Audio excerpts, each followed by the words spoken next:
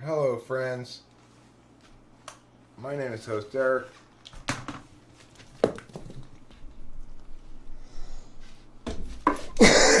I am the host of Talking to Fitness People. And, oops, sorry. Okay.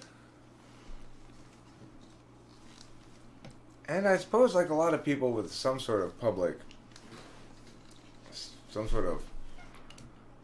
status, or people being what's the word, public, being something of a public figure, I guess. It does entice people to communicate with you, especially if you're on YouTube, I suppose, which is a very, it's an environment that's conducive to people interacting directly with their personality that they're watching, So anyway, I got this super long email. I've dealt with this person before. He left some comments on a video, and I made a video response for him about the topic. And I guess he's been frustrated that he's been attempting to get in touch with me since, and I've been not noticing. I want to stress this. It's not like I've been ignoring the guy. I've been not noticing because I'm going nana towards my email and stuff like that. It's nothing about the guy personally that I've been avoiding. So just to clarify all that. So I'm taking this approach to this at the recommendation of Winston's mom, who says she's seen other YouTubers do something like this before. And this is it. So let's read a little bit of this. Is this the right one? I don't think this is the right one, actually.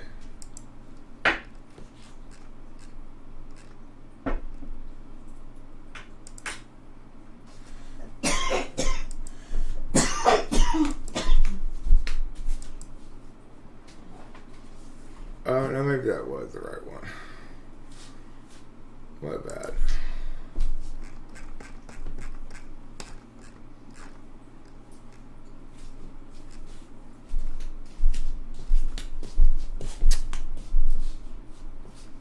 Where was I?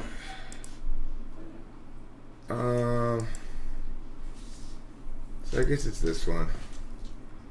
No, this is the October. This is the one. Okay. So this is the one I wanted to go over, actually.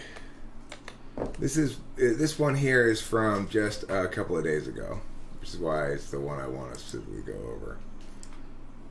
And your phone's going off. Is it? Yeah.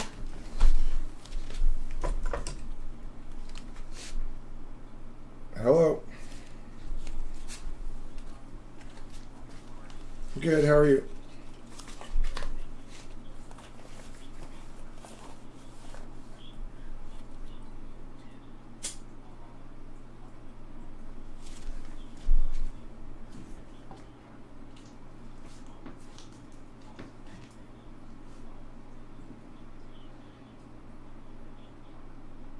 Because, yeah, sure. I mean, changing drug laws is a perfect example. Changing perspectives on drug laws is a perfect example. In the 80s, people wanted to put people in jail for life in prison for having a little marijuana.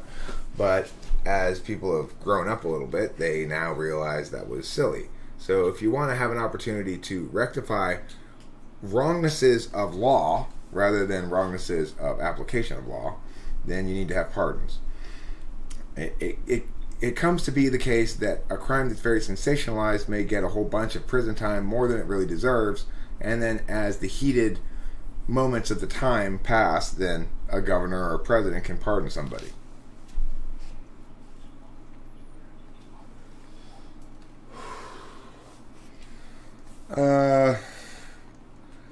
Well, I mean, I guess another good argument would be that that somebody who's been wrongly convicted has one last opportunity to, but loses their appeals, has one last party they can appeal to. They can say, "Look, I was wrongly convicted. I may not meet all the criteria for having my judgment overturned, but I was wrongly convicted. You believe it, I believe it. Pardon me."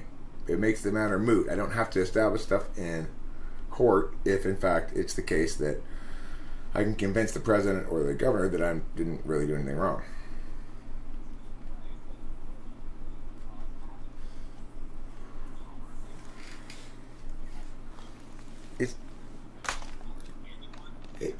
Okay, well, you couldn't say it's an abuse of power. You could just say that it's too expansive a power for the president to have. But remember, being able to pardon anyone for anything, anything is a very limited power. It says if somebody's in jail, you can let them out. It doesn't say you can make them immune to future criminal prosecution. It doesn't mean you can make them immune to being found guilty of crimes. If you want something that's an abuse of power, how about diplomatic immunity?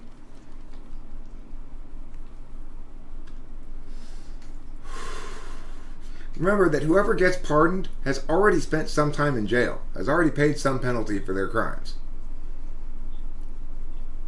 Okay?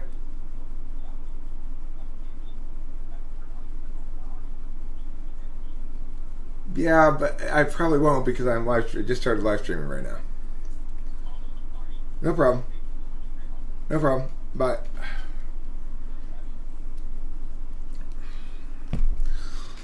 Okay. Reasons why we should preserve presidential pardons. I think we should preserve presidential pardons there. But mostly my reasons are tradition. Regardless, that's not the topic here. So this individual seems like there's somebody who's reaching out for help. And I don't want to I don't want there to be somebody who's reaching out for help and for whom my silence rings as don't care or this person doesn't matter or something. I'm not very responsive, but it's not because I don't care, and it's not because I don't think his problems are important or whatever. But there's another issue here, which is like how much can I be expected to attend to somebody else's shit, you know? So, all right, let's read this thing. This is a good way of doing it. My past experiences with you regarding comments have been mostly positive. In the past, I've asked you some questions, and for a good percentage of those, you have made video replies. Sometimes you responded to them within hours, sometimes it took days, but in the end, you still responded to them. This month, I've tried many times to get you to answer my questions. In the past, whenever I tried that, I got a positive reaction for you. You once praised my persistence in trying to get you to answer my questions. So you'll never say, geez, why does it keep harping on this shit? Why doesn't he leave me alone? I'm not saying that now either. But I am saying, what in the world am I supposed to do with this massive tone, right? I used to ask questions similar to questions I'm asking now, like on morality, who's right, who's wrong, etc. You also said you like talking about those topics. I do. But, you know, it's like, that doesn't mean I'm entirely predictable, right? Like, when I say I like those topics, or I don't mind you doing that, that doesn't mean it's always going to work. After a long time, I returned to your channel. Initially, I got a similar reaction from you to my questions, to my expectations of you based on past experiences. The first question I asked you, you made a video in an hour, and you seemed happy helping me. I was. Then your comments started getting muted. I have no idea what's going on with that. I can tell you that I did recently go through the comments and release a bunch of comments like that were being held for review. The comments being held for review thing in YouTube is really weird. It's not my fault, and sometimes it will wait a long time before it even puts it in review. It like holds it in some sort of limbo before it even puts it up for review for me. So I don't know what's going on with your comments. It has nothing to do with me. I can tell you that. I'm not muting your comments. It probably has to do with them being super long, I would guess.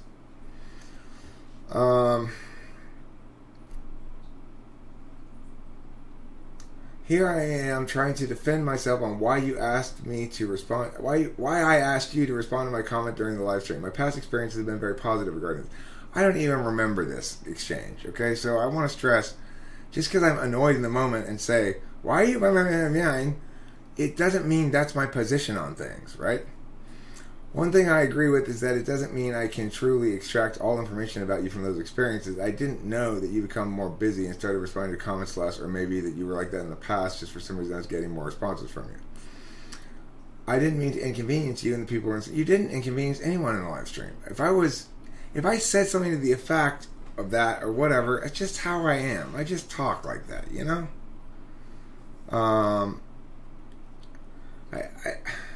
I don't have any thoughts about. I'm not carrying around in my head thoughts about our exchanges in the way that you're carrying around in your head thoughts about our exchanges. It's not that I don't care, again, or whatever. It's just I just have other things to think about. It's not how busy I am either. It's just I have a lot of people who want me to respond to things, and whether or not I respond to things doesn't have to do with whether or not I like the person or want to respond to the person. It generally has to do with whether or not a given question or comment incites a response from me. And that has to do with the nature of the thing and what mood I'm in and lots of other things.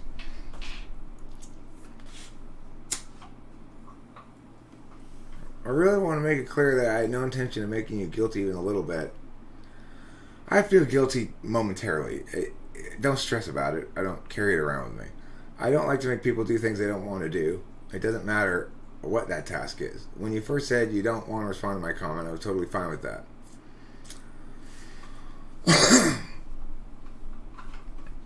I still have a lot of questions to ask about. I'm not clear on the things you've tried to explain to me 2 times before. I'm going to write my questions here in case you decide to answer those. After listening to your whole response, I got more unsure and stressed about myself and my position. Alright, let's see what these questions are.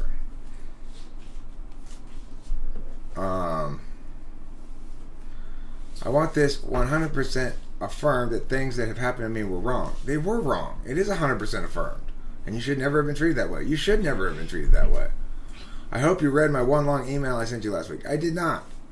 To get more information on things that have happened to me. I want to know with 100% certainty that his beating us, threatening us, and trying to emotionally hurt us by breaking our stuff is wrong. I mean, yes, it's 100% wrong. There's not any question about it at all. There's no shred of uncertainty here regarding this point. It is 100% wrong for him to abuse you and your family. That you wonder whether it's 100% wrong or not is weird. It's 100% wrong. Okay? He has there's no justification for that at all. Ever. Period. That's it. You want me to argue logically why it's not ever justified? I mean, I could, but that's missing the point, right? That's not how you love people.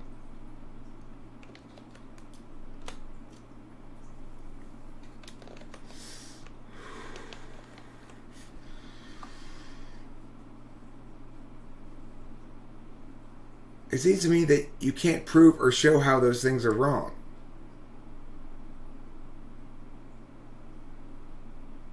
The gist I got from your response is that things that were happening just were wrong because we chose to take that position for the axiom. No, I'm saying that if you want me to prove logically that it's wrong, we have to begin with some axiomatic reasoning. But I'm saying quite the contrary. It's absolutely wrong. You don't need to reason about it. It's obvious. It's ontological assault. It's intuitively bad. There's no need for reasoning here. This is terrible. The axiom is that we have the right to not be abused because biologically my brain controls my body. No, it's because you own your own body. It's because you own your own body. This is so unhelpful. Okay, well, like I said, you're right. When it comes to things that are intuitively wrong, like torture and willfully causing suffering and abusing those you love with, reason is redundant. We don't need it. It's obvious according to our intuition.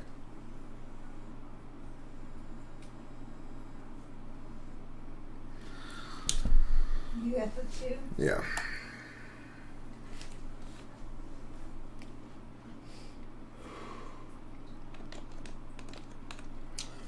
Alright.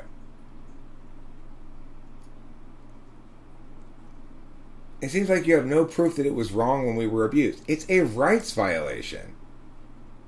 Then you give some examples of situations where controlling others is even considered fine. So here it is. It doesn't feel like those things are oppression. I'm saying that there's a distinction between circumstances that are oppressive and those that aren't.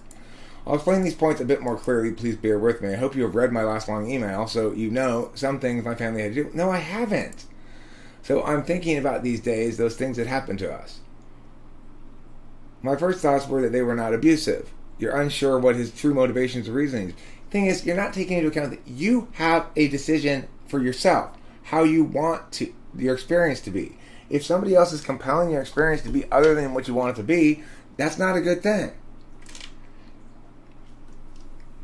The month of September has been absolutely horrible for you. I hope so. I hope so. I mean, I'm sorry to hear that. I hope not. I hope things get better. But you said, I hope you have read my last email. I didn't. I'm not going to, probably because it's so long. I'm not 100% sure. How can I be 100% sure what his true motivation and reasoning were? Who cares? It doesn't matter. It's your body. So if the person's abusing your body, you know whether you like that or not. If you don't, that's all that's necessary to be known to.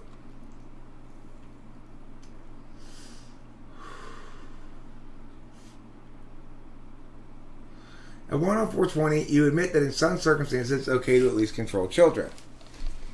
That's because it's not a simple black and white matter. There's the issue of regency, okay? That the problem is your parents aren't treating you like a regent, as regents behave. And the thing is, I can't even go through all this goddamn email. Your feelings are you don't want to be abused, and his feelings are that he wants to abuse. Why aren't his feelings of more value than mine? Because he's violating your rights. You're not violating his rights. It's very straightforward. People have the right to bodily integrity. If somebody is abusing you, whether it's verbally or physically or whatever, you have the right to ontological autonomy as well. If you don't want to believe that, that's fine, okay? But don't blame me for failing to prove that the abuse you're suffering is abuse. It is abuse by any sane human being's analysis of the matter. It's abuse. So you need to make a decision then. Are you going to simply accept what is the case, or are you going to insist that I prove it in ways that don't rely on axioms? Well, if you insist I prove things in ways that don't rely on axioms, then you're not asking me to prove something. Because that's not, you're saying establish this non-axiomatically.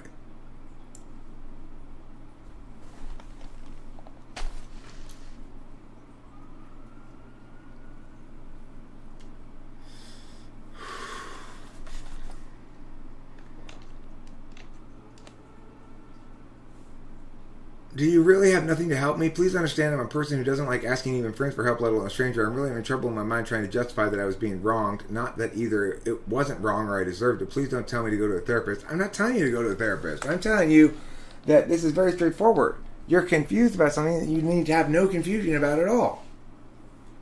The night after I heard your axiom response, you can say that if I don't have proof on which position is right, then why is my mind stuck in the position that he is wrong? I mean, there's another possibility that he was wrong. Now, I didn't say that. I didn't say if I don't have proof on which position. I'm saying you do have plenty of proof.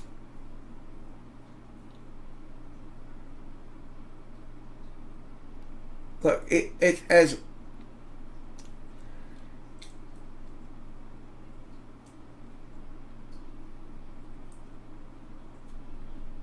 Yeah, well, that's what I said. In the first response video I made, I said, that's abuse. Can you stop, please? I don't like that. And if you stopped, you might get some respect from us. I like the direction it was going.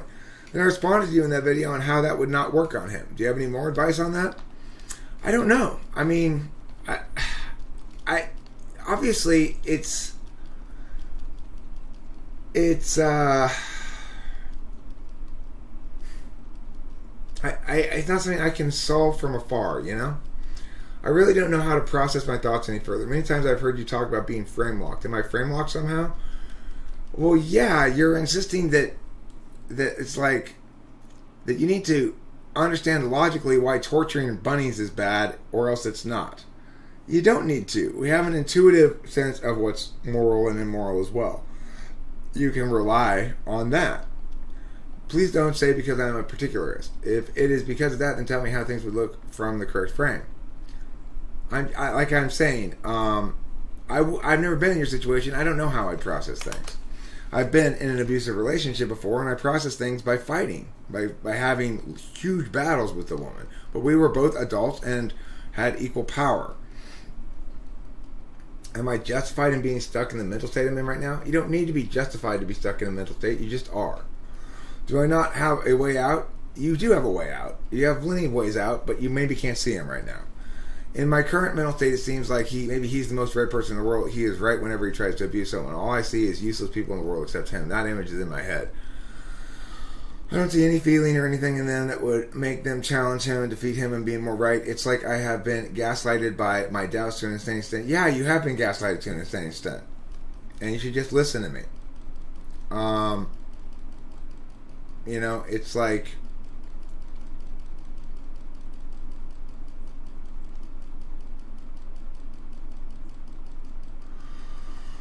This here,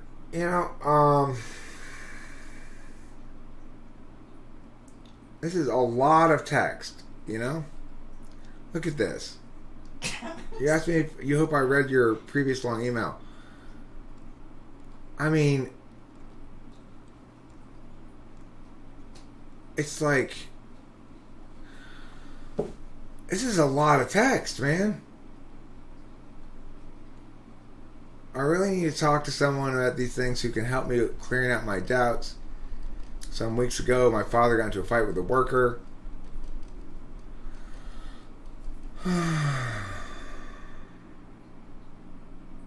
This is a lot of details about a fan being fixed.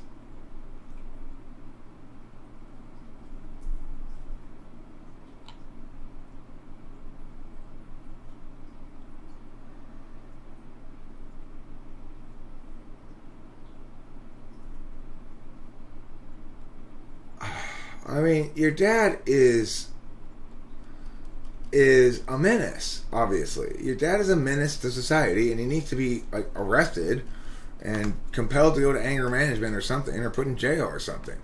He's an abuser, a narcissist, a violent man who every time he feels like there's some sort of weakness in him, he takes it out by being violent or threatening or shitty or whatever. So,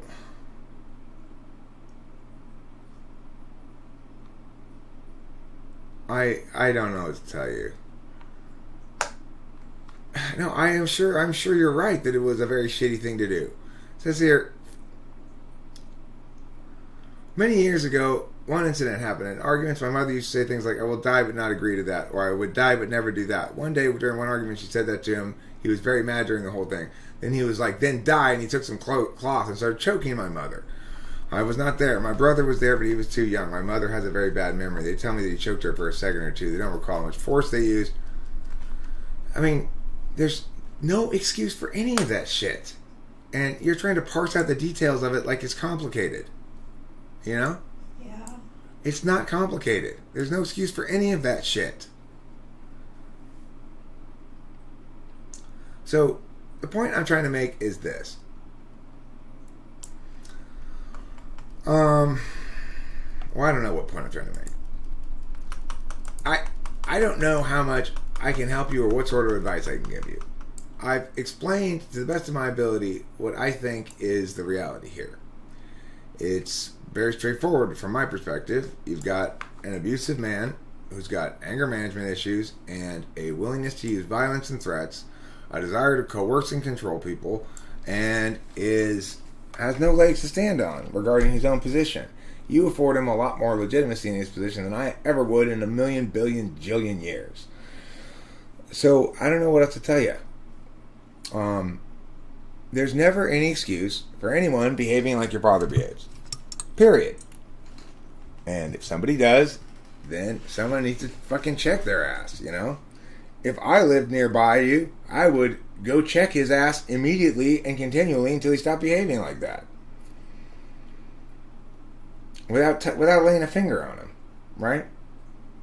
But very few neighborhoods have a paladin in them who's willing to go do battle with anyone on any grounds as long as they're wrong. You know, I'm that person, but it doesn't always serve me well.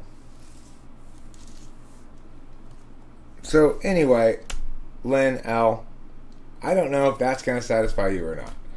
I don't have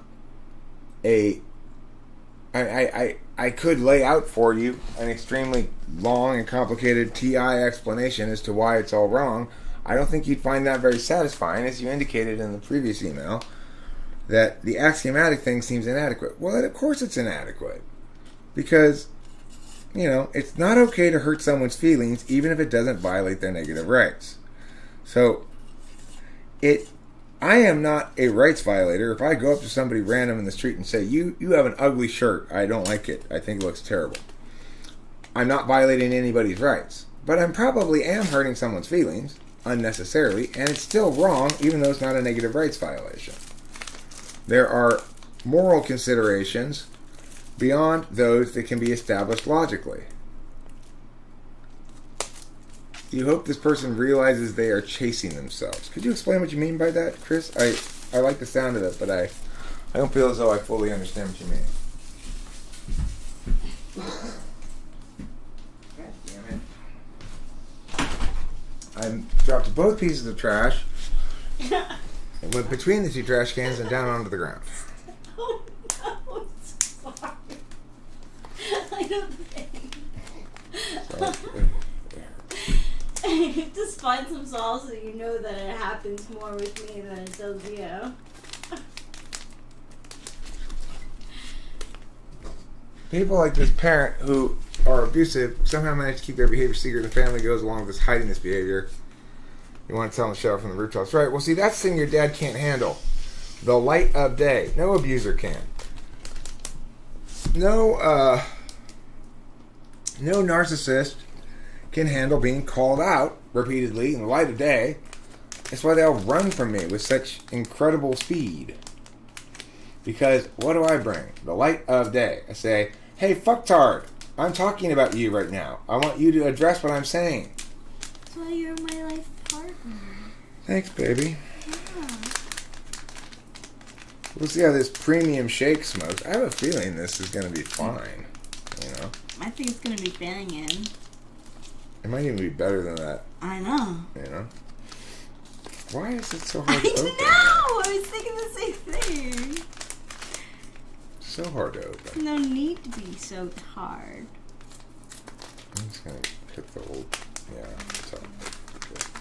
We could pour this into something else. Look at that. That's an ounce of shake for $50. You want to put it in this one? No. Yeah, that's a good idea. Okay. Abusers don't know they are abusing. I think that's sometimes true. I think they're certainly in denial about it, at least. Do you think non-abusers know when they're being abusive? That's an interesting question, because sometimes people who you would not correctly call abusers can behave in abusive fashion. But the question then is,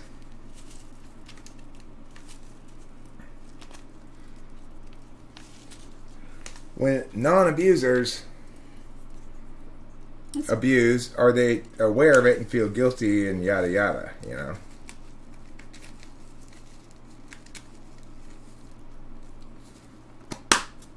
There's still some left. I mean, just... Yeah. Nice. Quite a nice thing, yeah. Well, why don't we roll a joint of this? Yeah! See how it smokes in a joint.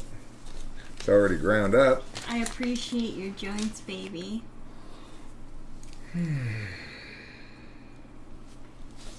So I'm very curious about that abusers don't know they're abusing thing. Like, you would suspect that you'd have to be in some sort of denial, or possibly like actually evil. There are some actually evil people, but by and large it would seem that those who are being abusive are in some kind of denial. Although I will say this, I remember having a conversation one time with Kimberly where Kimberly just could not go more than a couple of hours without saying something shitty to me. It's like she just couldn't stop herself. And one day, it was like one of the few honest conversations we ever had. I said, why can't you just stop saying shitty things to me? And she said, man, I try. I wake up in the morning and I say, I'm going to definitely not do that today. And then before I know it, I'm doing it again. I said, really? Oh. I had no idea you were putting any effort into it at all. Yeah. Certainly didn't seem like it. So that maybe there's that, It's like I don't think Kimberly was inherently an abuser. She just couldn't fucking help herself. That's a very interesting, correlation there. The fact that there isn't. Well, it's the only time that she ever said anything like that to me where she actually seemed to respond to what I said. Like, what? Because I was always asking, bro, why are you constantly doing this shit to me? And she never gave me any answer. See, I wish I had asked that. It was like the one thing I couldn't. I was always like, I don't understand why you're doing this. Thanks. Looks beauty. So the thing is, of course, Lynn L. As I hope you're gonna watch this.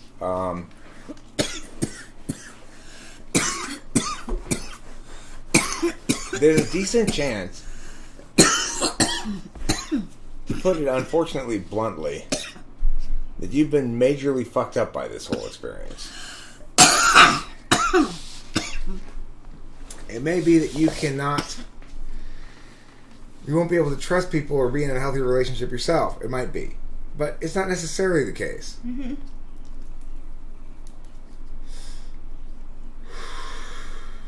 You've been led by this awful experience into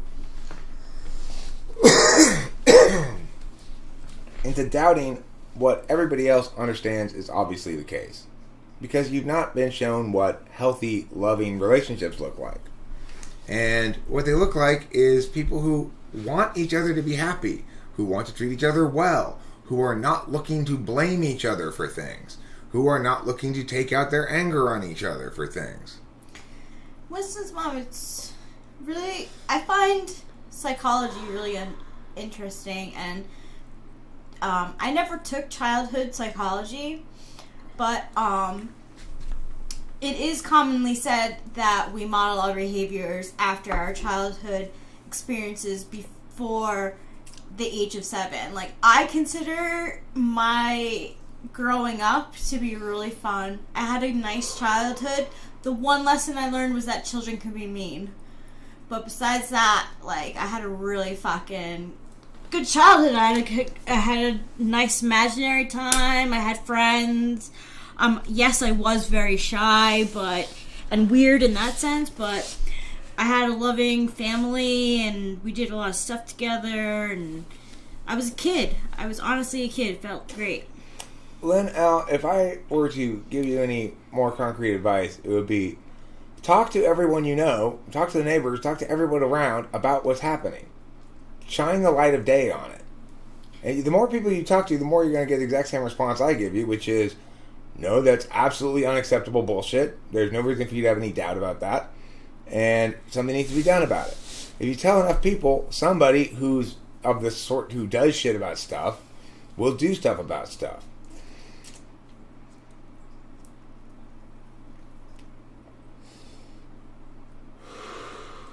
Yeah.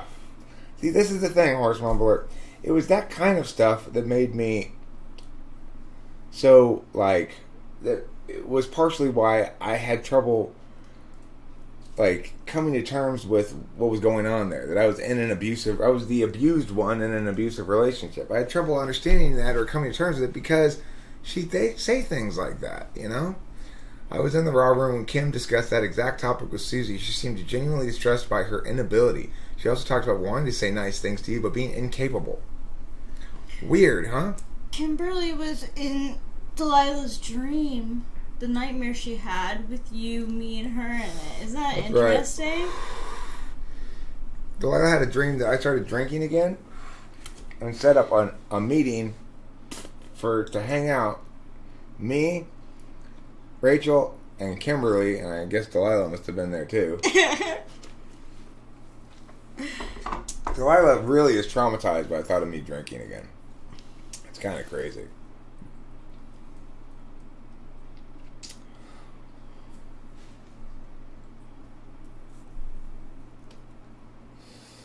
I think Steve Jobs was an ISTP. That's my typing of him. But you know, what do I know? Hey, Sean O'Neill. Hi, Sean O'Neill.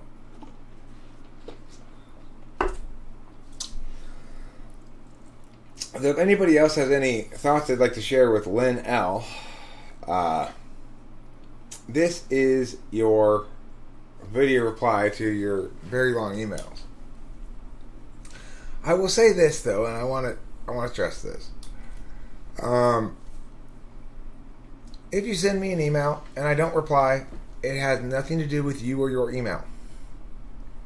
It is entirely because I'm not feeling like replying to emails or reading them or whatever.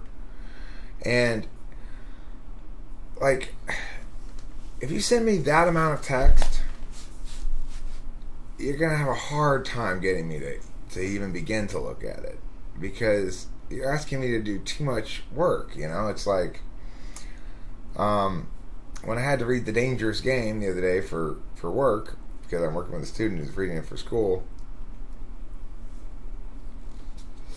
I got paid to read it, you know, and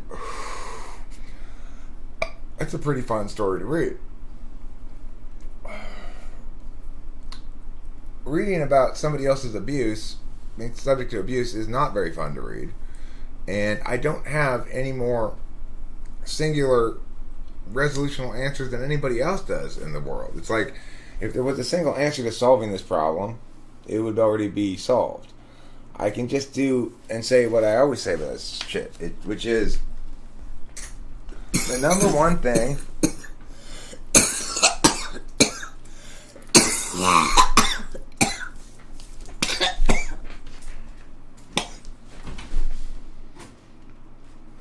The number one purifier, and justice maker in the world is the light of day. The light of day.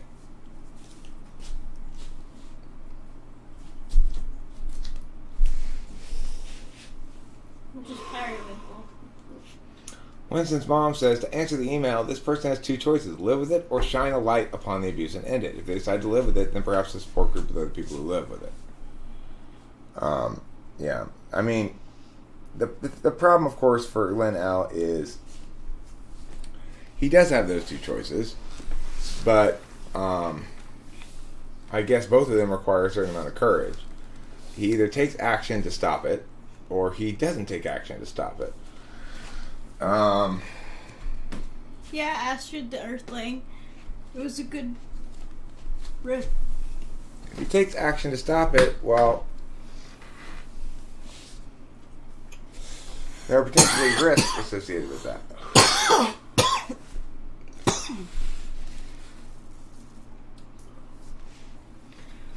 Coughing definitely makes my mom better. Yeah. I can attest to that.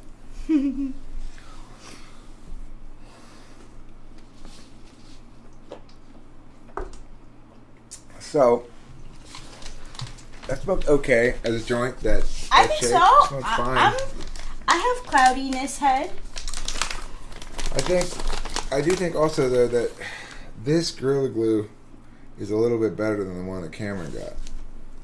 Me too. It seems a little denser. Denser, yeah, because it was. A little bit better. It was a little bit like had wilted leaves. This is a good batch. Look at that. You should have on a shirt that has a chestnut on it, wearing sunglasses, and maybe a party hat with the motto below, "Have fun, we'll travel." Piaget says the age of 7, so I consider him the expert. I think 14 is more our third slot, our inner child that babysits ID. She has a moral compass with her held by her one good naughty child. Sean, when I send an email, I try to think of ECC 311, and no reply doesn't mean anything. Lack of a reply is not a reply. If I do eventually get a reply, then it will come when it does to come. Yeah. What do you think about the, Rachel's not an INFJ? You don't even know. You wish I was an INFJ, Cloud.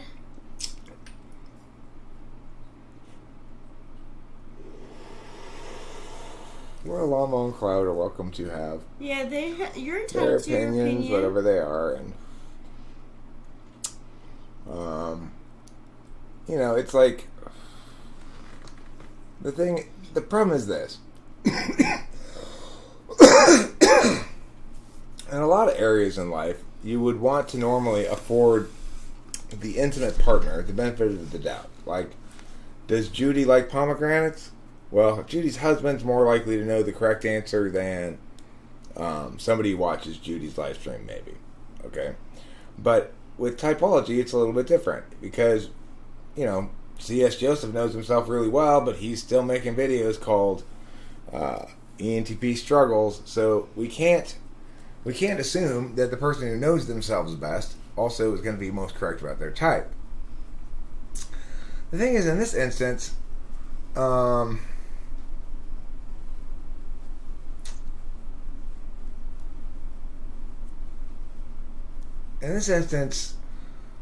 I'm pretty objective about that kind of stuff. I mean, I'm extremely objective about it, and I'm, you know,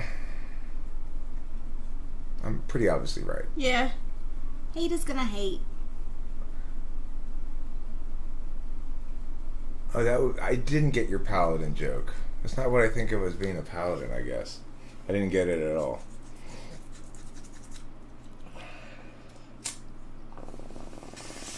Wah, wah.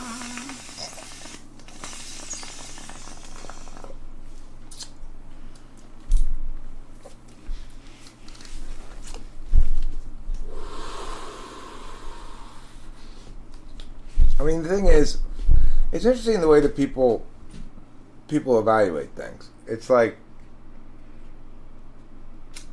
they don't typically ask questions first as to how they would go about. Yeah, we don't think you're a hater, Claude. We Oh my gosh. we understand that your position on things is a variable that, Oh my god. you know, it changes all the time. Yeah, all the time. But regardless, Oh god. Exhausting. well, that's life in the big city, you know. It's like, one thing I like about it when I'm in the right mood is I'm kind of in a pretty good mood right now, and I'm pretty feeling right-minded in general and not like depressed or anything. I remember that this is my greed island. It's been designed to train me. My abandoning father Gene created a game that takes place in the real world called Greed Island. And he created it really to train me to maximally use my nin and my ren and my ken and my gen and my pen. Is your Ray there? My ray? I'm not sure. Maybe. Cool. Yeah. So it's like when I remember that YouTube is my greed island and it's here to train me to deal with everybody as well as I can, then it's going to remind me that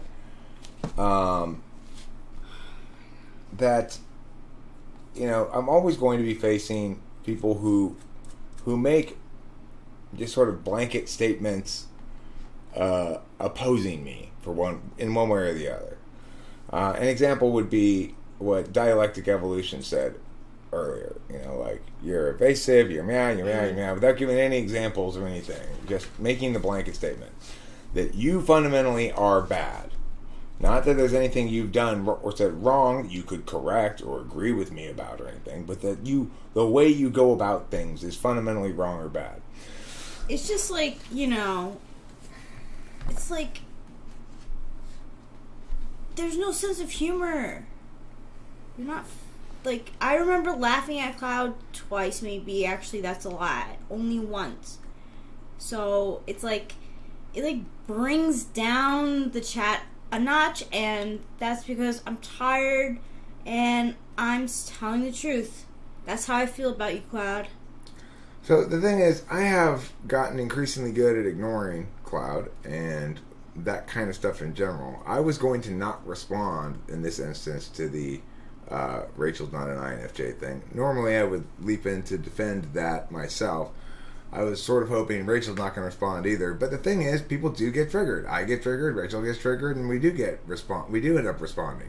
The best way to deal with this is to train ourselves to not respond to provocative stuff at all. Just to let it go on to the next thing. It doesn't hurt me. No, I know. But see, it's like, but what it does is it feeds Cloud in the sense that now we're talking about him, and it also takes away from actual opportunity to talk about something more interesting. Having triggers is part of the human condition, and this is a trigger desensitization course for me. I just always hope that, I just, have to know that my words will never come across to Cloud. Right, yeah. You're not going to communicate with him. No, never. You're either being provoked by him or not. So, Horseman, when I think of Paladin, I think of the character in Dungeons and Dragons that's half cleric and half fighter, and who's basically a very very moralistically constrained warrior. Always and only fighting the good fight.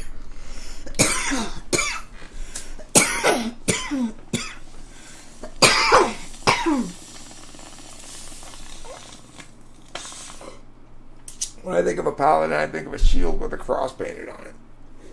It's from Dungeons and Dragons. The lead figurine I had of a paladin was that. It was a guy with a sword and a big shield with a red cross painted on it. I remember it to this day. I will say, bummers are triggers for me. People who bum out the party definitely are triggers. It's always like, come on, man. You gotta go there. Well, look. Here's the thing. There's banter or pleasant back and forth about various things. There's ideational conversation about things, which is usually you guys asking questions and me answering them. There's oppositional stuff like, I think you're wrong, Eric, which can be either part of a discussion if it's done dialectically, or it can be part of a rhetorical attack, which is what it usually is.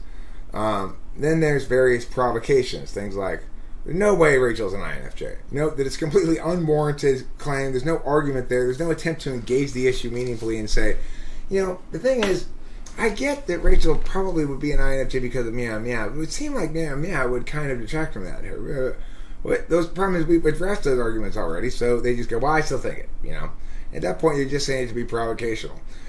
There's also various people who are engaging in ways that are trying to be fun provocational or jokey rather than trolly. Yeah. Like Kyra, for example. Kyra likes to make a lot of jokes, but she's not trolling at all. I don't think Cloud's trolling either. I think it's just his fundamental modality of interaction. He's always like, I'm a spiritual know-it-all, and I came from this plane of existence into this existence on this plane. You bow down to me. I am ESFP. It's like a lot of that, and it's like yeah, like Esther the Earthling. It's like meow meow, moi moi. Like it's like. I agree. Look, it's an abundance of ESFP. Plenty more ESFP than anybody necessarily really feels. Oh my god! Happy to receive. Yeah, man. What if somebody has a good energy but is saying a bunch of logically inconsistent things? Well, that's fine. I don't think either of us have a problem with that. If they have a very good energy and are saying logically inconsistent things, I think they're probably saying logically inconsistent things about things where logic doesn't matter very much. Yeah, it just goes right by. And so it doesn't need to be addressed, you know? If I'm an ESFP, then I'm proud to be an ESFP.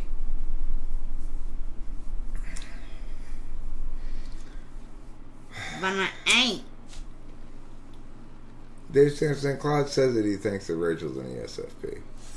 So I also get how other people must feel like when I'm arguing with somebody and can't get off argument topic. It's like most of the time when I come here, I'm hoping to engage in some interesting conversations about some interesting topics. In this particular instance, I thought I'd take Winston's mom's advice about dealing with that email, and I'm glad I did. I'm surprised it didn't get as much response from the chat as I would have expected. But regardless, it was a good context and way in which I should do it, right? Because at least it multitasks the thing. If I'm sitting there, first of all, I'm not somebody who is by nature a receiver of information. I certainly can receive information fine, but when I'm reading like for information, I'm reading more.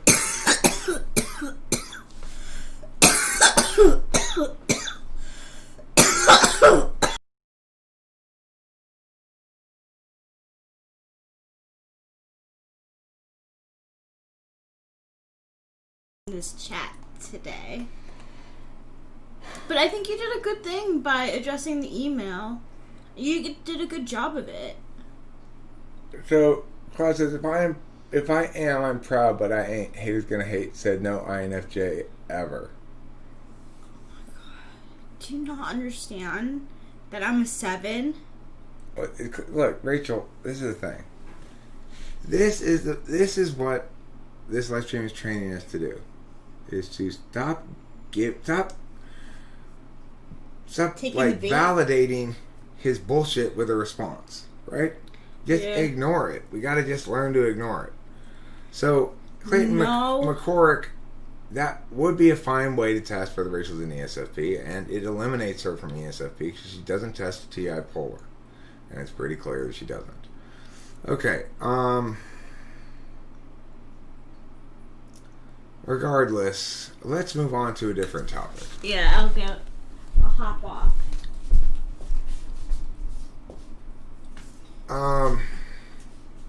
I think I want to broaden the topic a little bit from here is to just the various narrative challenges that come along with talking with famous people. Yeah, because like Cameron was talking about that too. Because like I showed him, I was like, what is this? And I started reading the email, and I was like, it's like someone like expressing opinions and stuff.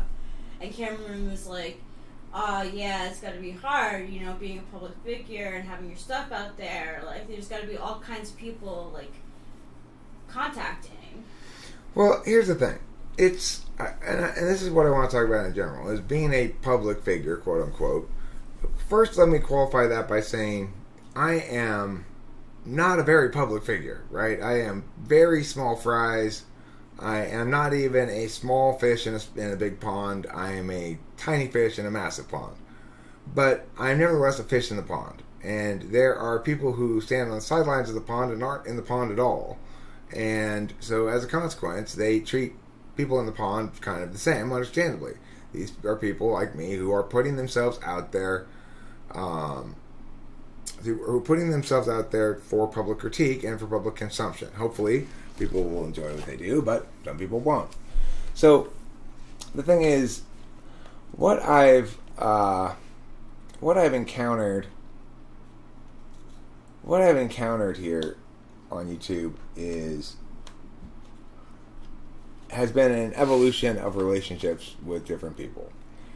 I'm learning to talk to people who are adversarial in ways that are more inclusive, I think, gradually. I'm learning to be less adversarial myself gradually, and trying to work on being more the center of a egalitarian community rather than just another community member throwing blows around, which is how I've always historically behaved, right?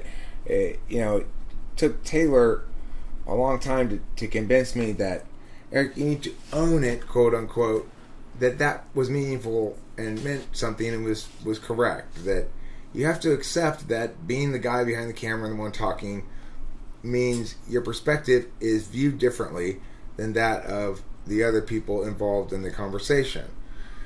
Maybe it shouldn't be, but it is. That's why I get that email, right?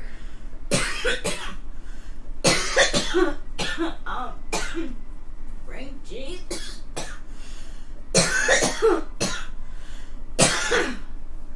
Frank James took his address off of his mailing list. Yeah, so shit happens. You get a lot of emails. Yeah. The thing is, I wish that I got more emails, frankly. I wish I got a lot more emails. But the reason being, it seemed to me if I got a lot more emails, more of them would be potentially useful to me. In my current state of affairs, none of the emails I receive are really potentially useful to me. Like, it's not usually people going, hey, let's collaborate and make a meow. It's not usually people saying, hey, I'd like to hire you to advertise my meow. It's pretty much never either of those things. Yeah. So it's like there are things I'd like to do. You could say, well, Eric, why don't you go reach out to other people? I could. I should probably. I don't know. Maybe that's what I'll do. Maybe of all the things that I could do, that would be the most productive use of my time. Make a email, make a schedule basically of slots that are possible, and play it the same way I did OkCupid. You say, hey, I'd like to make a video with you at meow date at meow o'clock, and meow location. Are you down? And we could have this. You propose, do all the work for them ahead of time, basically. That sounds good. Why not? I don't get emails from half naked chicks. No, I don't. I've not gotten that. I did get a text one time from somebody of their tits, I think, and I was like, "What the hell is this?" I didn't know who it was from or what. I didn't know what to think about it. I just thought maybe it was the wrong number or something. I didn't say anything. Well. So I have no idea if it had anything to do with talking to famous people or just a wrong number or whatever, but I did one time receive a random picture of tits from a random phone number. Yeah, I was like, score? What the hell?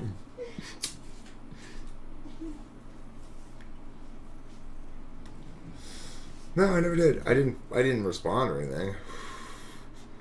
I assumed it was probably a wrong number. I still think it's probably a wrong number.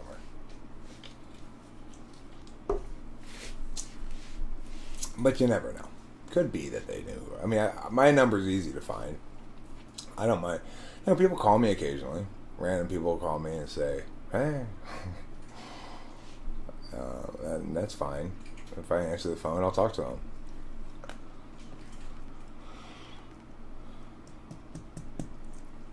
Sometimes I answer the phone with numbers that I don't recognize. Sometimes I don't. It really depends on randomness. I had this conversation a couple years back with this girl from Florida who was convinced that I was sending her secret messages in my videos. That there was coded messages to her in what I was saying in my videos.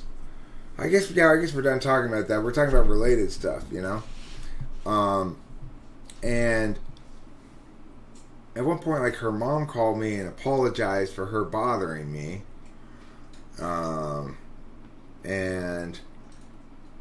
then she called me again, and I tried to help her as best I could, and then like a year later, after there was some exchanges back and forth, and he tried to say, "Listen, no, nobody is paying me any money to send secret messages to you or anything like that." I was telling her all that stuff. A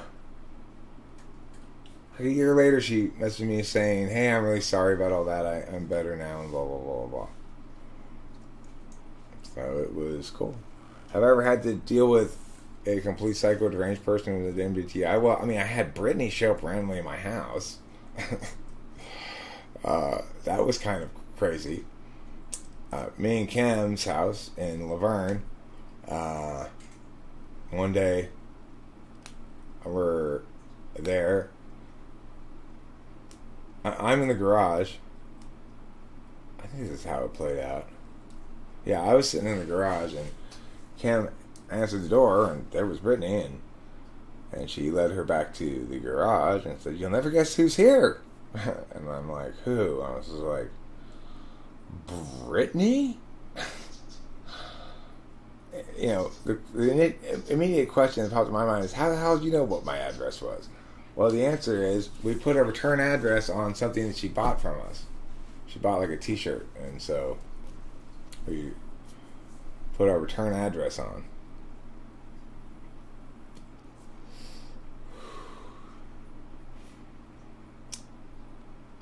I can see very clearly that in my youth I was strongly attracted to neediness. I've grown a lot, and I look for value now instead of someone who enables me to feel valuable.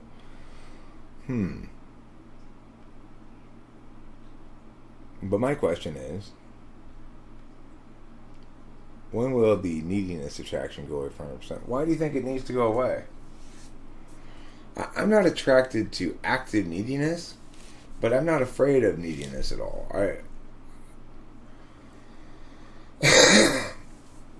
Like, I told Rachel, and I also told Kimberly before her, and Candace before that, you could be as needy as you want. If you feel super needy or insecure about your status in a relationship, I'm happy to reassure you. It's no problem. I'm not uncertain at all, so you shouldn't feel like there's any uncertainty on my part. I want you to feel comfortable and confident that you're safe. I want my partner to feel safe. And when your partner does feel like they're safe, they're not needy anymore. Or they're needy less frequently. We all need reassurance sometimes. If I've decided to be with a person, they can be as needy as they want. That doesn't mean they can be as controlling as they want. Like, it's a screw. It's not a bug. If I've decided I'm going to be with somebody, they're my life partner, or they're my significant other, my girlfriend, or whatever, what does it mean when they say they're needy? Well, it means they really want to be around me a lot, and they want kisses, and they want to hug me, and they want me to tell them that I love them. I love you, Rachel. I love you, Eric.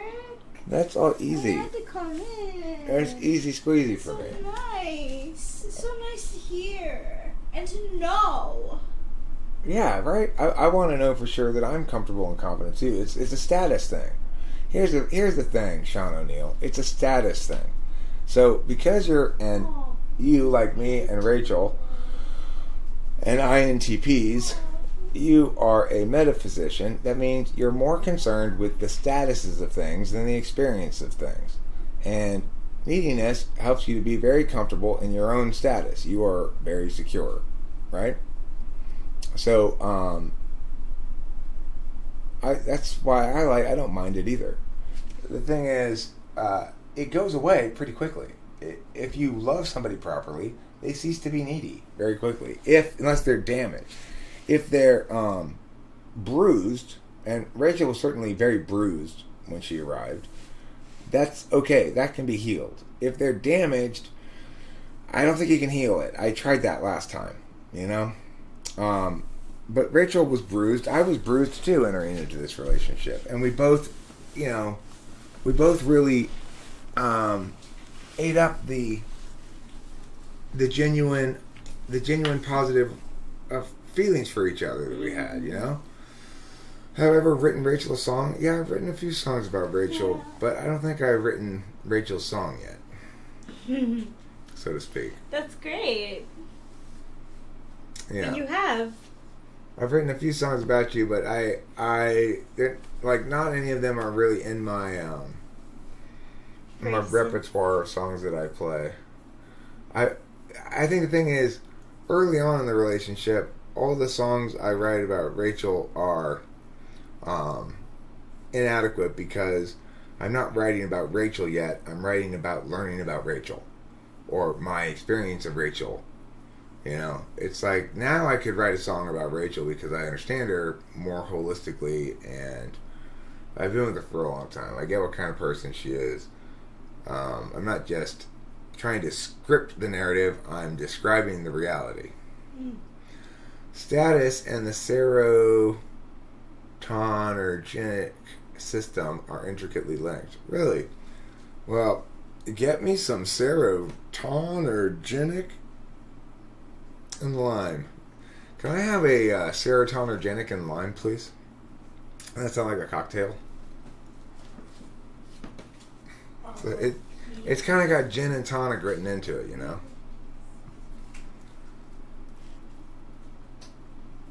You wonder when Lawnmower's going to propose to you, Octavio? Very soon. Has he graduated from dipping your pigtails into the inkwells? So, yeah. In general, this is an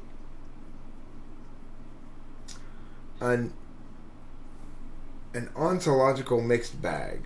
You know, YouTube. You're going to encounter some stuff that's designed and intended to make you feel bad about yourself or to make you question yourself. And then you're going to get some stuff that makes you feel bad or makes you question yourself that's not designed to do that. That maybe just designed to tell you the truth. You know, there have been certainly moments when Email Anthrax has successfully said things that make me feel bad, probably without really trying to, just by being right, you know? Like,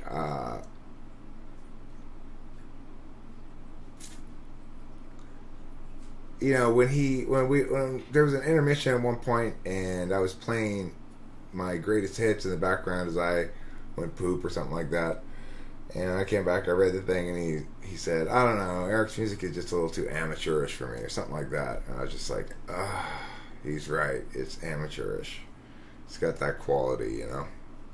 And that hurt, but he wasn't trying to hurt me. That's just my own inadequacies and attachment to in that area causing me to feel pain. It's not anything he did. On the other hand, there are times when he is trying to just cut me down, and in those instances usually I don't take anything to heart at all because I can tell whether he's right or wrong. You know, the reason that one hurt was because it was true, and that hurts, you know. But I had some solace to be taken as well. It's like, okay, that's probably true about my music, recorded music sounding kind of amateurish, but there's always this reality that you can isolate a song outside of any given recording of it. If you ask a bunch of artists to sit around and play their song on an instrument with their voice, who's going to win that contest is a very different question, you know? So I take some solace in that. And I realized that I could get somebody else to produce something and maybe make it better, or I could continue to improve in my productions. Some of my songs I'm happy with the production on, and some of them I'm not. And it's very hit and miss.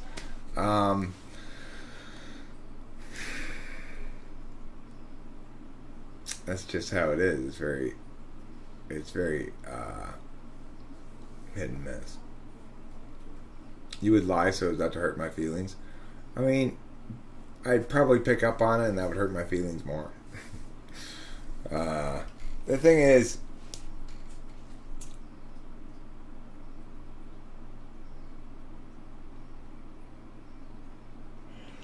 I mean, I don't, in general, Waldo. So, that's the thing. I don't like it when my songs aren't very well produced. I'd like them to be more well produced. I have some opportunities to, like 3D Art Nomad has offered to make some things. I haven't gotten around to doing that thing. Maybe I should. I kind of have this list in my head right now of high impact, relatively low effort things I could do.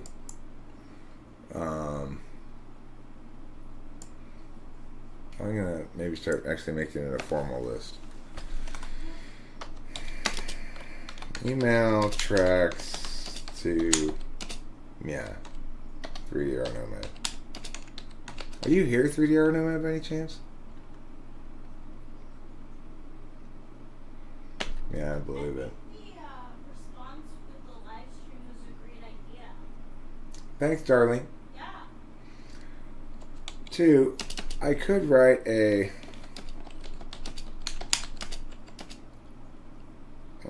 series of emails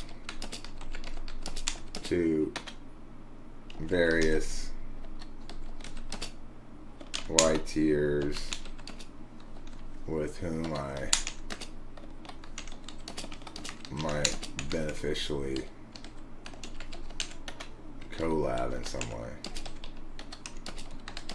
Debate or talk about something or interview or whatever.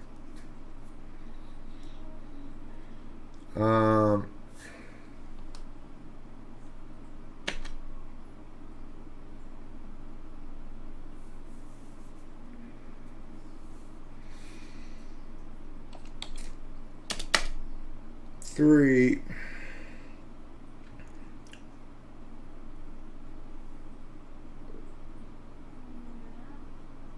I could do takeaways from COVID, like, you know, how we ought to think differently in the future or something. I don't know. I've got all kinds of different ideas for little videos, and it's hard to remember what. It's hard to decide what to do. It's hard to know what to do. It's hard to know what to do when you're made all out of poo. It's hard to see without some peas when you're made all out of brie. You remember that famous poem?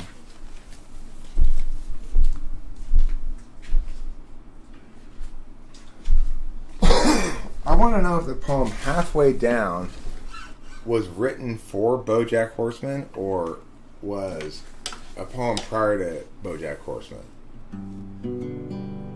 That's such an insanely brilliant poem and so incredibly well done in the show. Does anybody know what I'm talking about?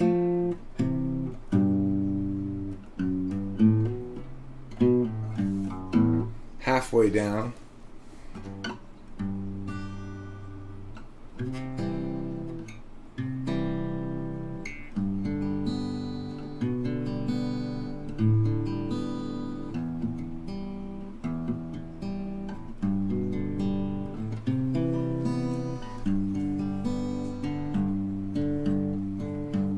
I may work a lot on making songs,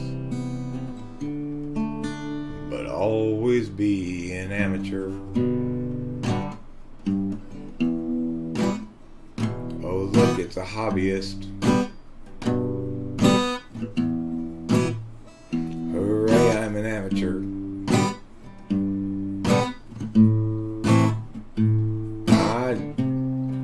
Been fooling myself if I ever thought I was anything else.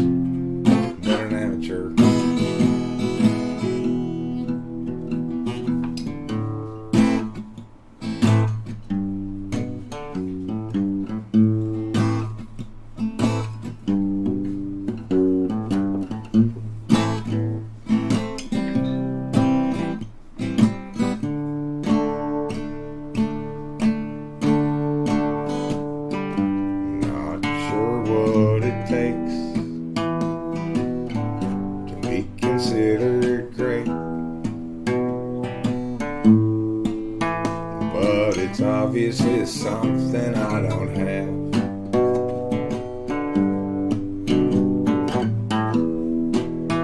I've been trying, struggling and crying.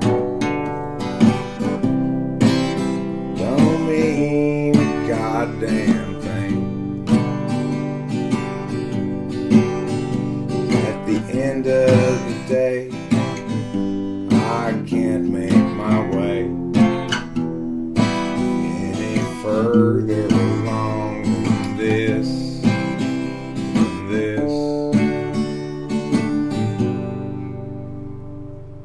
Existential crisis? How fun. Let's have an existential crisis together.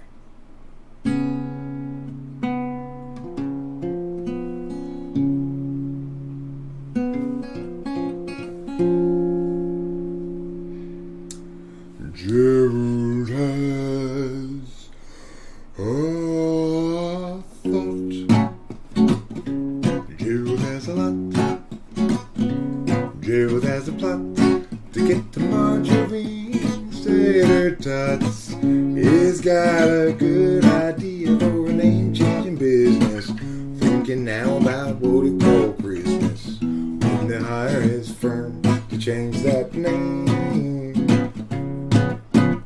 Gerald always thought there'd be chance enough to return to the work after rough.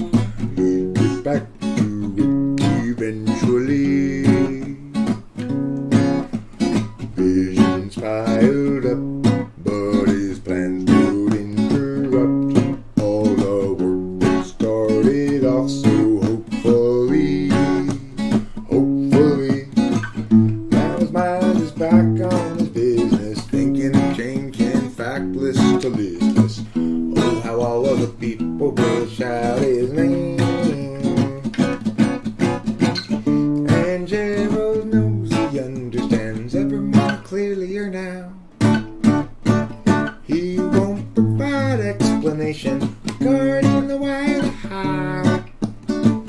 He'll see you and know you from inside your heart.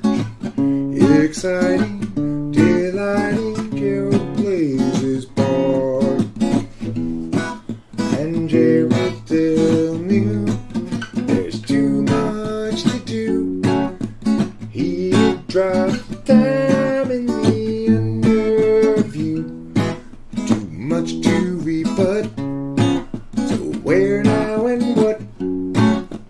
Too much time spent picking this skill with you. Gerald has a thought. Gerald has a plot. Gerald has a knot to get to Marjorie's tasty spots. He's got a good idea for a name-changing business. Thinking now about what you call Christmas. When they hire his firm to change that name. Gerald has a thought.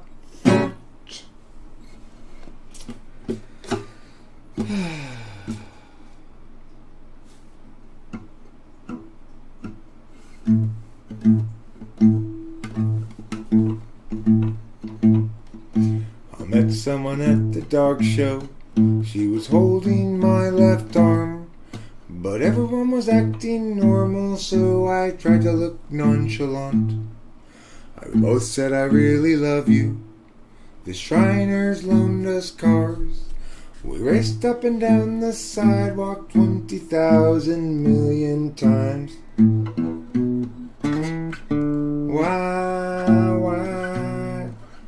Why did they send her?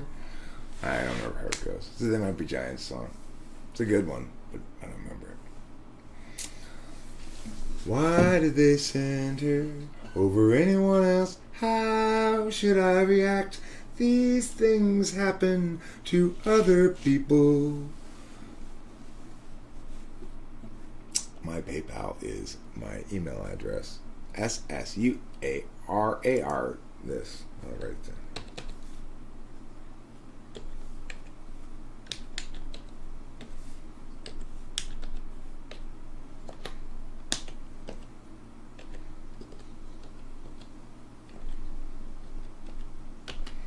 You're a sweet and gentle soul, good sir.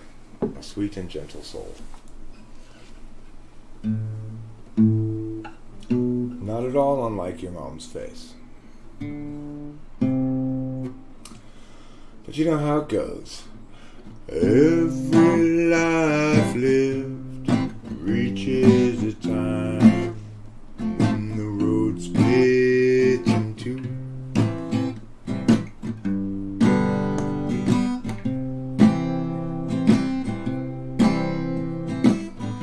There are times, dark times, times of despair, times when it's hard to feel good. That's when I look for my sack full of solvency and that satchel of helpful goods. Satchel of helpful goods. Satchel of helpful goods. Satchel of helpful goods. Every life lived reaches an end when the road disappears.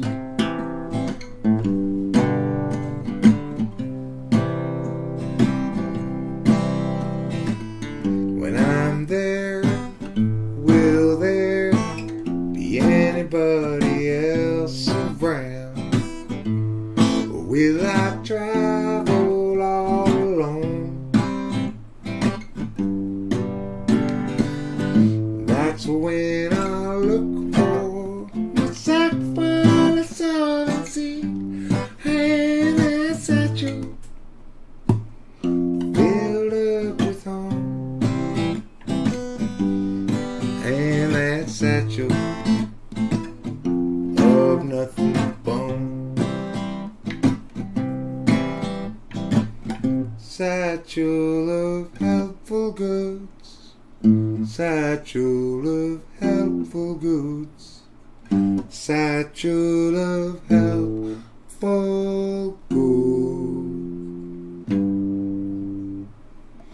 Satchel of helpful goods. Satchel of helpful goods. Satchel of helpful goods.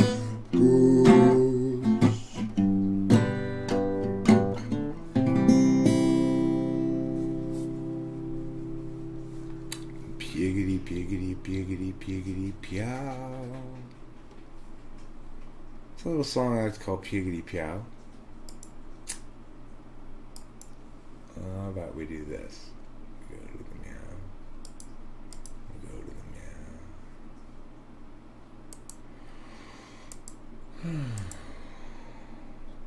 Go to the meow. Go to the meow. I'm looking for a little thing I like to call set list, Bobet list. Where are you, set list, Bobet list? Oh, this is not owned by me. Owned by me.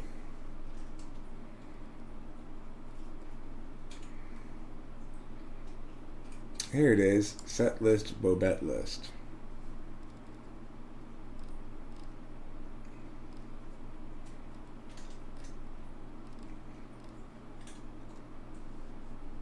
Okay, I see.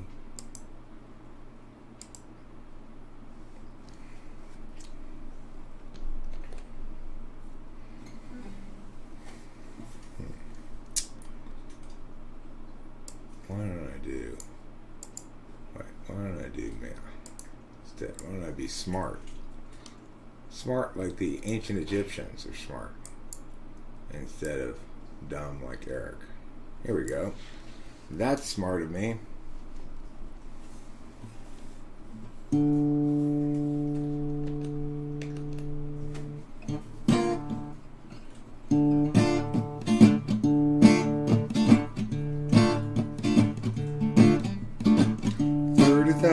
Days, too many expectations. worth a damn. For 1,000 nights to sleep off the intoxication. Otherwise, you won't escape the plan. I wasted half my days trying another's ways. Who can tell me my priorities? Is there anybody knows the key? 'Cause I'm tired of doing it wrong. One direction and have all along. Wait until I know. Or is that just hesitation? Clarity's no good once your chance is gone. What I need to know, or is that just blow my station? Tired of doing it wrong. I've wasted half my days trying another's ways. Who can tell me my priorities? Is there anybody knows the key? 'Cause I'm tired of doing it wrong. I think I'm doing it wrong. 'Cause I think I'm doing it wrong. 'Cause I think doing it wrong. Just have to work on that song some. It's it's not a work in progress, but it's a song needing practice. Let me try this one out. Santa Ana's from the east are blowing, driving on this mountain fire. Grant and Lana had best be going, they had cut it down to the wire. Everywhere apocalypse hung heavy, and the truck was piled with ash. Lana got the dogs in the Chevy, and Grant counted out their petty cash. And all around the steady face of civil life is mounting. A tipping point, the human race had dug this hole we fell in. If times are ending, then time is bending. Flames rain down from the sky, while the dogs knock out with Grant exhausted. Lana stays awake to cry. 120 out, but later day, and that means cooking meat outdoors.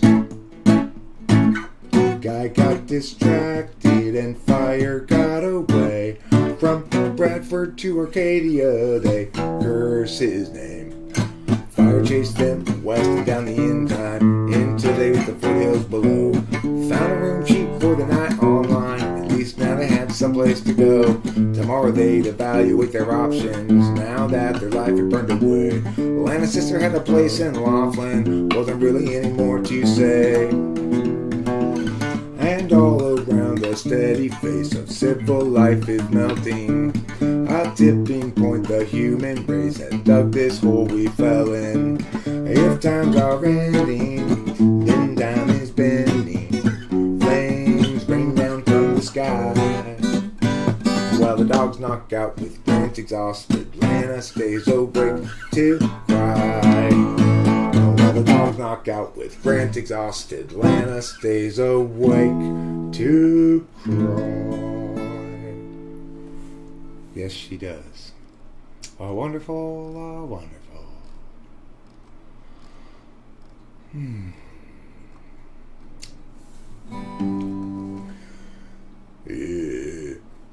Jesus was people but absent of sin. He must then have struggled with regular men and women, of course, when they too were present. Disciples all wear the eye in the lesson. If people were Jesus, they'd know as they think, and everyone's work would be true. Feelings once spoken would sit where they sink, and we'd all know people aren't Jesus once they're betrayed. The easy believing forever is lost. Maybe naivete is not to be saved, but the wise pay a terrible cost. Does virtue require a rational take, or is virtue that's reasoned invariably fake? Does musing itself just distract from the flow, or turn it deliberate and slow? But people aren't Jesus once they're betrayed.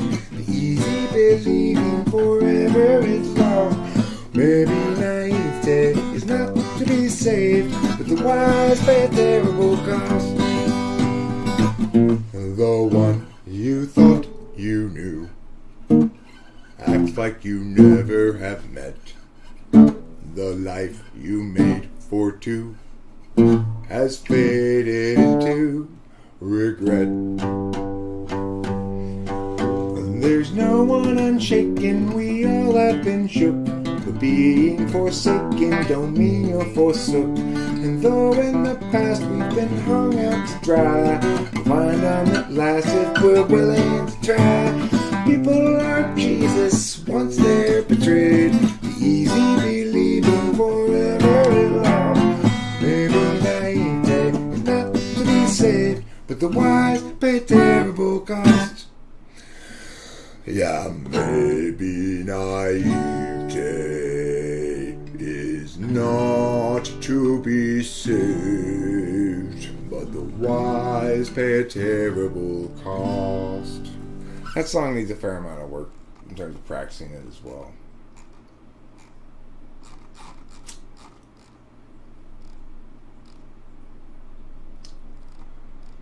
So does your mom's face, of course.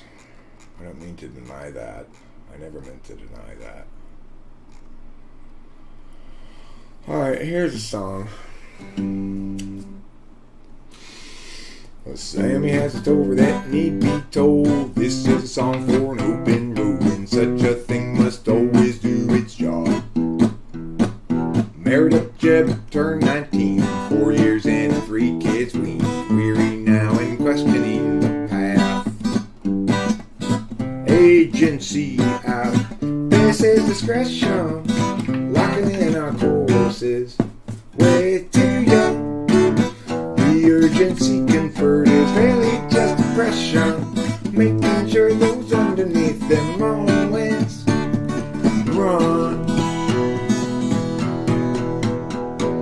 Doug at 25 bourbon fun, likewise Doug at 21, and so forth, well up into middle age. What once had seemed to set him free became his whole identity. Now Doug's about another drunken rage. Agency out, this is discretion. Locking in our courses, way too young. The urgency conferred is really just oppression. They'll offer you incentives, but they haven't got a thing in common. Everybody's panicked about the kids. Lock 'em up with extra dexedrine. Mathematics to produce success, or impose more unjust duress. Agency out, basis discretion. Locked in our courses, way too young. The urgency conferred is really just oppression, making sure those underneath them always run. Without consent, it's really just oppression by parasites surviving on their wages earned by lying while they feed their fear of dying. Yes, yes, feed upon the futures of the young.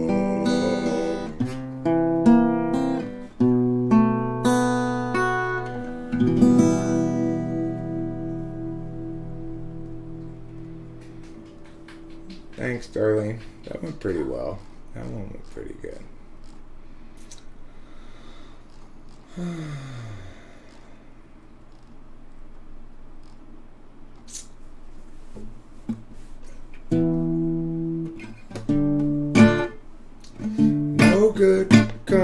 skating on with. Eric, come on. No good comes from skating on with them whom you've mistaken for the one.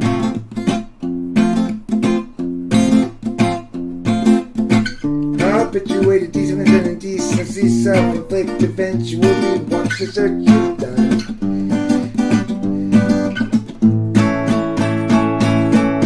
Driving in the car last night, we had a massive fight. Each insisting we were right and the other one to blame. So when you pulled that stunt, I screamed something awfully blunt. My words as wrong as they were done. I burned my share of shame.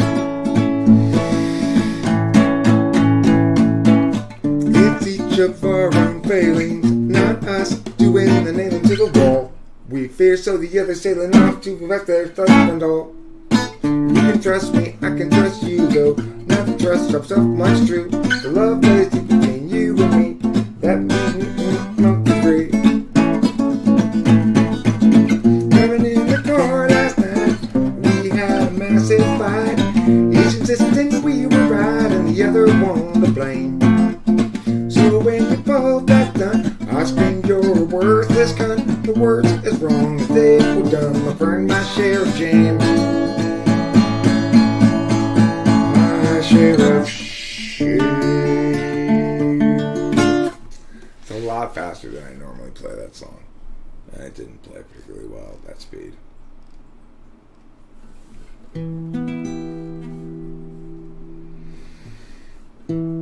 You come outside, your arms are folded. I'm getting scolded for playing again. I wanna be as much as I can in terms of the man you want me to be. I gotta do what I gotta do. I'll include you in anything that I can. 'Cause I'm your man, and you're my girl. I mean my woman in the world. You are the one I will be with till my dying day. I want your belief. You want my attention. I've got invention going again. But I wanna be as much as I can in terms of the man you want me to be. But Kimberly, please don't be mad at me. Though I made this song, 'cause I'm your man, and you're my girl. I mean my woman in the world. You are the one I will be with till my dying day. 'Cause I'm your man, and you're my girl.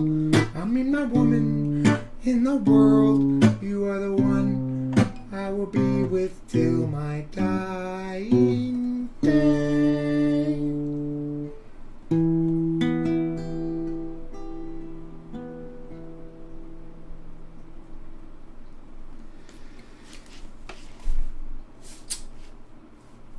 Played that one pretty well.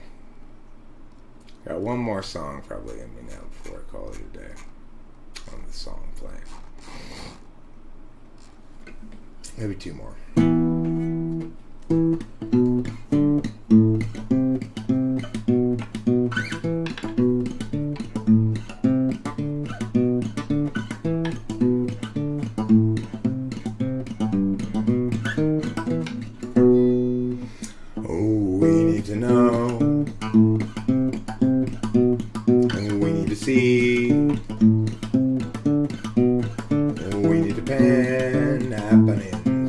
Some means you judge our logic to life. We devise deadly unlike it, which will rarely budge. People everywhere gather up, enemies outraged at how there is a sign. How do they set their priorities? These foreign backstabbing enemies, intelligent, hearty enemies, fall necessarily from their inner ways. Insulting cars and disarray. call the destruction of the whole damn world. Julie shares now her limits. Hoping Julie will too. Jerry shares for 4 minutes. He just won't share things like they do. Julie always thought that she should have bought to when she had the chance to buy. Junior forgot about should and ought, although she ever called that should have. People everywhere gather up underneath outraged at how there's a sign. How do they set their priorities? He's following backstabbing enemies. Into an arctic misery, following necessarily from their savage ways. Intelligent goes in the misery. We're stuck with such curiosity. We all partition victories and call it destruction of the whole damn world. Boom. Okay, that will do it for that. My dad is here all of a sudden. I didn't realize he was here. It's the end of my little musical set. You know, eventually I'll get good at all those songs, and then, you know, it'll sound good, I guess, better. I don't know. Whatevs. Let's see what my dad wants.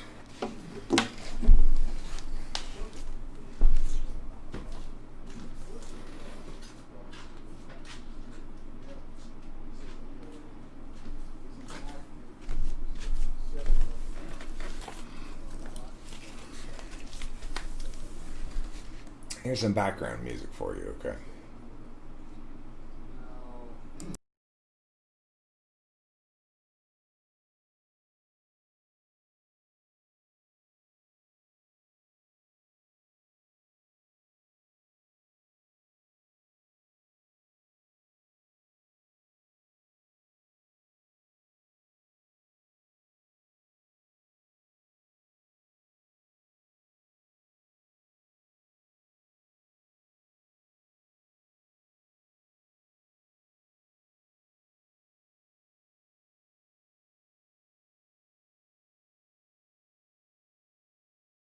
We all partition victories and call it destruction of the whole damn world.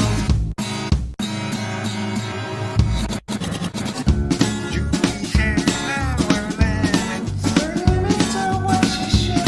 Hoping Julie will do. Hoping Julie will do.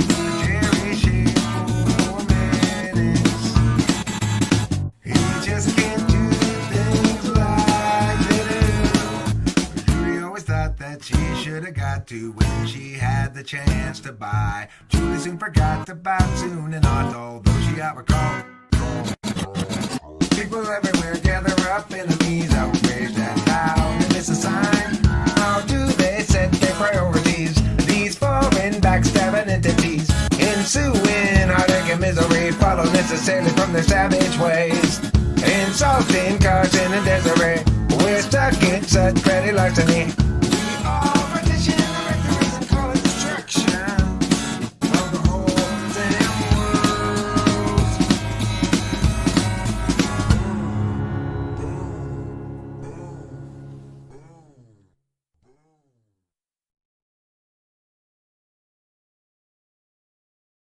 $30,000 days, too many expectations, not even worth a damn. 30,000 nights to sleep off the intoxication, otherwise you won't escape the plan. I wasted half my days trying on another's way, but who can tell me my priorities? Is there anybody knows the key? 'Cause I'm tired of doing it wrong. Want direction and have all along. Wait until I know. Until I know. Or is that just hesitation? Clarity's no good once your chance is gone. What I need to show is Is it so below my station? I'm tired of doing it wrong. I wasted half my days trying on others' ways. Who can tell me my priorities? Is there anybody knows the key? 'Cause I think I'm doing this wrong. 'Cause I think I'm doing this wrong. Doing it wrong.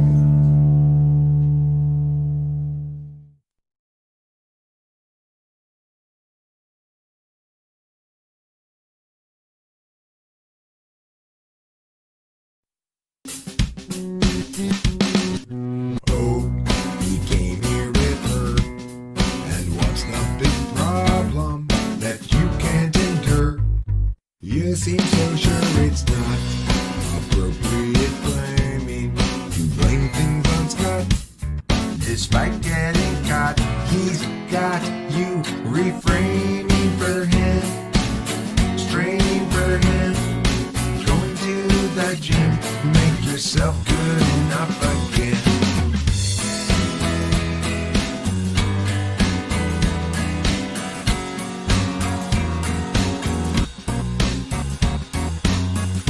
Yeah, you guys both have lots invested. That's not a reason to stay around.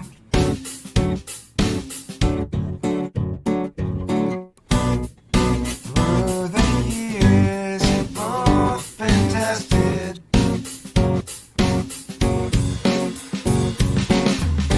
Time to move up. Find higher ground. So he came here with her. And what's the big problem that you can't endure? You seem so sure it's not appropriate blaming. To blame things on Scott. Despite getting caught, he's got you reframing for him, straining for him, going to the gym, make yourself good enough again.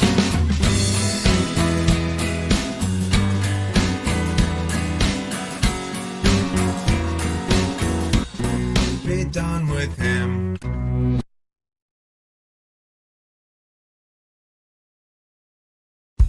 If Jesus was people but absent of sin, he must then have struggled with regular men and women, of course, when they too were present. Disciples all warily eyeing the lesson.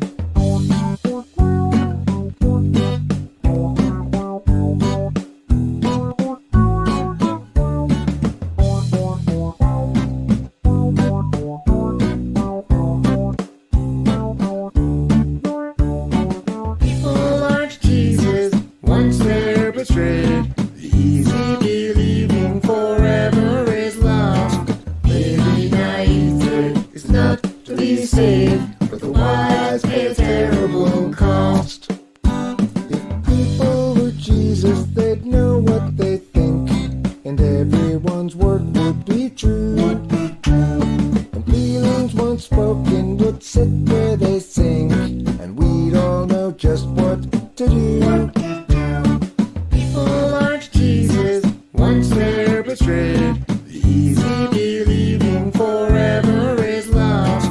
Maybe naive is not to be saved, but the wise pay a terrible cost. The one you thought you knew acts like you never have met.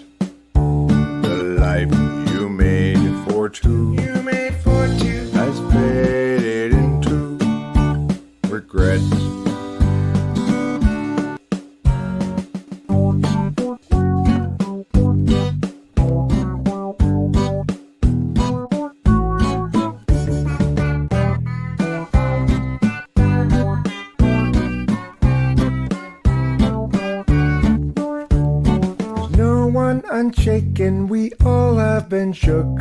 But being forsaken don't mean you're forsook. Though in the past you've been hung out to dry, we'll find them at last. We just have to try. People aren't Jesus once they're betrayed. The easy believing forever is. Okay, I'm back. Oh, great. I just informed my dad about a useful piece of information about his TV. Oh, yeah. That must have been good, useful information to give him. Yeah, I think so.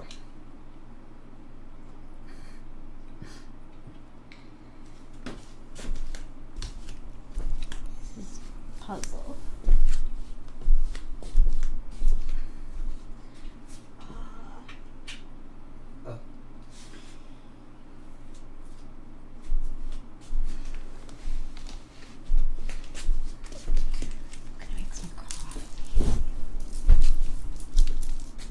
Yeah? Would you have some? Sure. Okay.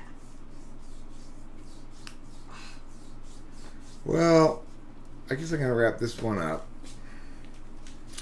and I didn't know. I will see you all later. I'm gonna try to get something productive done. I might try to send 3DR Nomad those files again. All right, goodbye. Let me go over here to the Go over here to the Go to